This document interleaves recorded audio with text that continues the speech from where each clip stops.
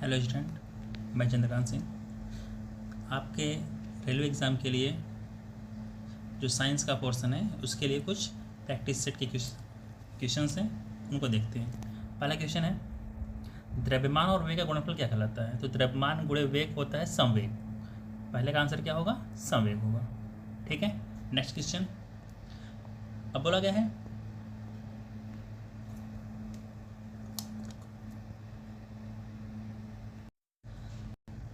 Question number 2, एक वस्तु को ऊपर की तरफ 14 मीटर पर सेकंड की चाल से फेंका गया और वह 10 मीटर की ऊंचाई तक उड़ी। उच्चतम बिंदु पर पहुंचने के लिए वस्तु द्वारा लिया गया समय की गणना करना है। ठीक है, तो उच्चतम बिंदु पर पहुंचने पर क्या होगा? v बराबर 0 होगा, क्योंकि न्यूटन गति विषय प्रथम नियम क्या है? v बराबर u प्लस at। यहाँ पर v क्या होगा? 0। उच्चतम बिंदु पर जाएगा तो वेग 0 और प्रारंभिक वेग है इसका 14 मीटर पर सेकेंड। तो और g का मान 9.8 रखेंगे। ठीक है, तो v बराबर क्या होगा? u माइनस जी टी, क्योंकि ऊपर जा रहा है। तो v बराबर 0 रखेंगे तो u बराबर 14 रखेंगे, g का मान 9.8 रखेंगे और t निकालना है। तो क्या होगा? ये 9.8 t बराबर 14 हो जाएगा। तो t बराबर 14/9.8 तो हो जाएगा इसका वैल्यू 140/98 आएगा और t का मान होगा 1.428, लगभग 1.43 सेकेंड। इसका ऑप्शन होगा बी। ठीक है, अगले क्वेश्चन पे आते हैं। क्वेश्चन नंबर 3, दाब की एसआई इकाई क्या है? दाब का जो एसआई इकाई है वो पास्कल है। ठीक है ना, ऑप्शन नंबर बी। ठीक है, नेक्स्ट क्वेश्चन पे आते हैं। ये है बल बटे त्वरण। बल बटे त्वरण क्या होता है? द्रव्यमान, क्योंकि न्यूटन का द्वितीय नियम क्या? F बराबर m में था। ठीक है, तो F बटे a कर देंगे तो उधर बचेगा m, तो यह मतलब द्रव्यमान होगा। तो बल बटे त्वरण किसके बराबर होता है? द्रव्यमान के। इसका आंसर होगा द्रव्यमान। आपका आंसर सी। ठीक है, एक सदिश राशि में परिमाण और दिशा दोनों होते हैं, जबकि अदिश राशि में केवल परिमाण होता है, दिशा नहीं होती। निम्न में से कौन सी राशि क्या है? सदिश पूछा गया है। ऊर्जा अदिश होती है, कार्य अदिश होता है, विस्थापन सदिश है और गति भी विस्थापन रहेगा। तो ठीक है, इसका आंसर होगा विस्थापन सी। ठीक है, नेक्स्ट क्वेश्चन पे आते हैं। वेग समय ग्राफ पर रेखा का जो ढलान होगा, देखिए वेग समय ग्राफ है तो वेग बटे समय समझिए इसको, तो इसका होगा आंसर त्वरण। ठीक है, ढलान जो होते हैं स्लोप बोलते हैं, तो वेग समय ग्राफ का जो स्लोप है या ढलान है वो त्वरण देता है। ठीक है, इसका आंसर होगा सी। ठीक है, अगला है खाली जगह में वह भौतिक राशि है जो कभी भी ऋणात्मक नहीं हो सकती। तो देखिए ऋणात्मक नहीं होगा अर्थात उसे सदिश होना पड़ेगा। ठीक है, इसमें सही आंसर है ऋणात्मक होगा। देखिए जो सदिश राशि होती हैं वो धनात्मक, ऋणात्मक और शून्य हो सकती हैं, लेकिन जो धनात्मक राशियाँ हैं, जो अदिश राशियाँ हैं वो ऋणात्मक नहीं होती। ठीक है, तो इसका आंसर क्या होगा? डी, दूरी अदिश राशि है। ठीक है, नेक्स्ट क्या हुआ? क्वेश्चन नंबर ये, लंबी कूद के दौरान एक एथलीट कूदने से पहले दौड़ता है, वह अपना संवेग बढ़ाने के लिए दौड़ता है। ठीक है, क्योंकि द्रव्यमान तो उसका फिक्स है, जितनी तेज दौड़ेगा द्रव्यमान गुणे वेग संवेग होता है, अभी पीछे बताया गया। द्रव्यमान गुणे वेग संवेग होगा, तो जब तेज दौड़ेगा तो वेग बढ़ेगा, उसका वेग बढ़ने का मतलब संवेग बढ़ जाएगा। ठीक है, इसका आंसर होगा बी। ठीक है, अगला है, किसकी एसआई यूनिट या एसआई इकाई न्यूटन है? ठीक है, तो बल का होता है और वजन का होता है, option number D.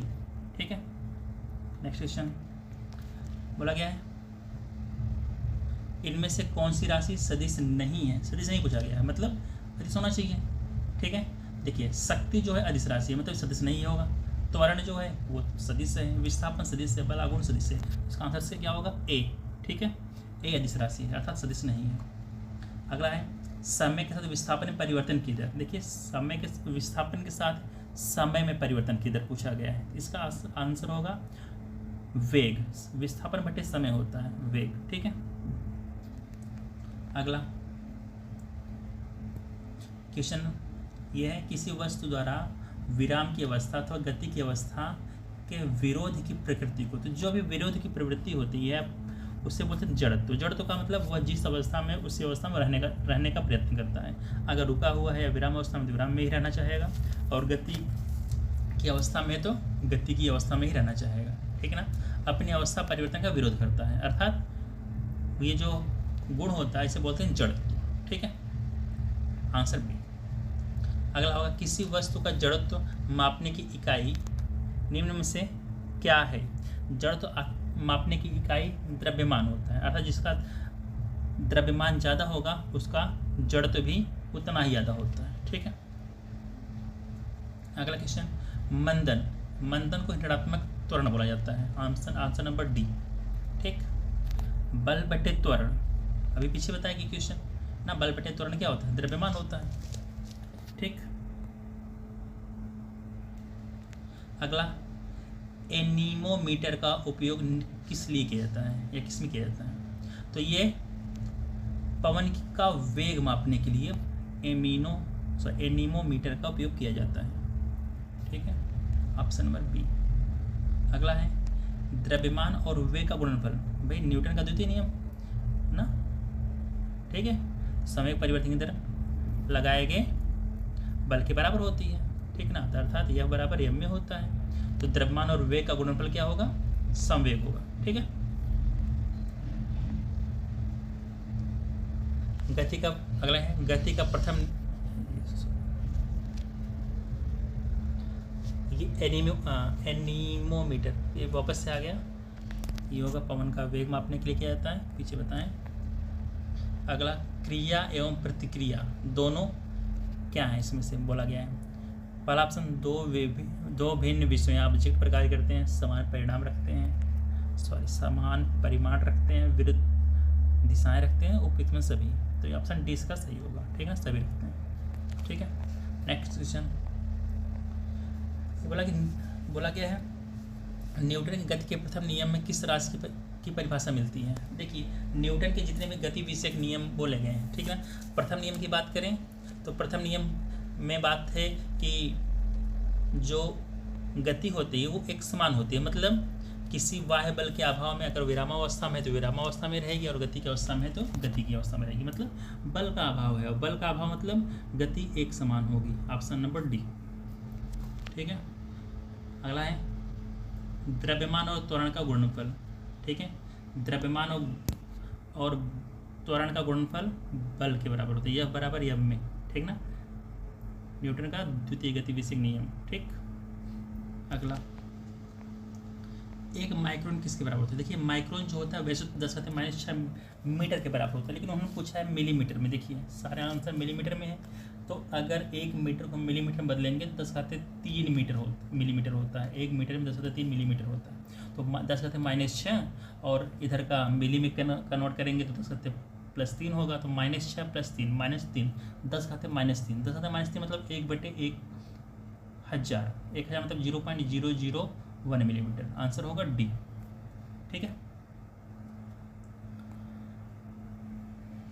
Next question देखते हैं, किसी तारे की दूरी मापने के लिए, देखिए जो बहुत लंबी दूरियां होती हैं, ठीक ना, उनको नापने के लिए हम लोग प्रकाश वर्ष का यूज करते हैं ना, बड़ी दूरियों के लिए। ठीक है, तो यहाँ पर जब तारों के बीच की दूरी हो तो बहुत बड़ी दूरी है, इसके लिए किसका यूज करेंगे, प्रकाश वर्ष का। ठीक है, ऑप्शन नंबर सी हो जाएगा। नेक्स्ट करेंगे।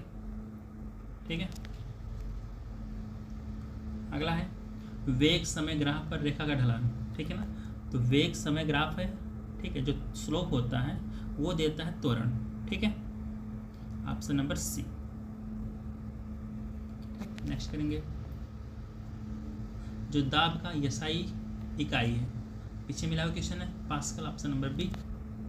ठीक,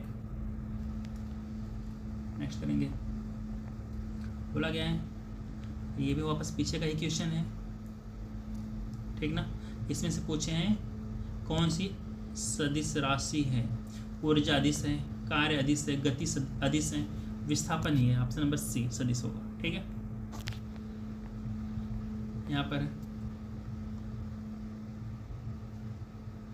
वापस से ये क्वेश्चन आ रहे हैं क्या, दाब की एसआई इकाई पास्कल। Option number B. ठीक है, थैंक यू।